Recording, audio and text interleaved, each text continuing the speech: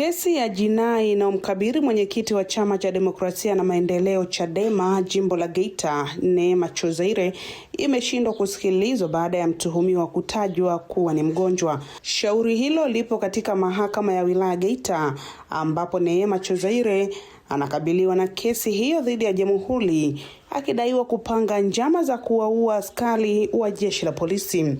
Katika shauri hilo, wadhamini wawili wa Neema Chozaire wameiomba mahakama kuwa afya ya mtuhumiwa bado haijaimarika na kuomba shauri hilo lisogezwe mbele ili afya yake itakapoimarika ndipo aletwe mahakamani. Na kupitia maombi ya wadhamini hao, kesi hiyo imeahirishwa hadi Agosti 10 mwaka huu itakaposomwa tena mahakamani hapo.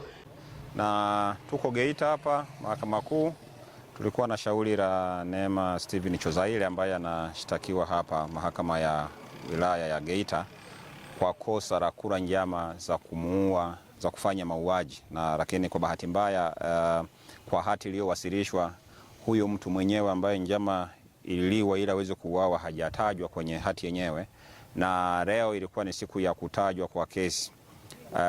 To my surprise, kwa mara ya kwanza Jamhuri wanadai wamekamilisha upelelezi wa hizo tuhuma zinazomkabili Neema. Kwa hiyo tumekubaliana kwamba kwa sababu Neema ni mgonjwa, ana changamoto ya afya tangia juzi. Kwa juzi tulipokuja tuliahirisha ili tuje leo kwa ajili ya kusikiliza angalau tuone kama tunaweza kufanya kitu. Wanasema komiti waweze kumkomiti, wamemaliza mchakato wao huko chini ili tuweze kwenda mahakama kuu ya Tanzania, kwa sababu shauri linalomkabili Neema linasikilizwa na mahakama kuu, sio mahakama ya wilaya.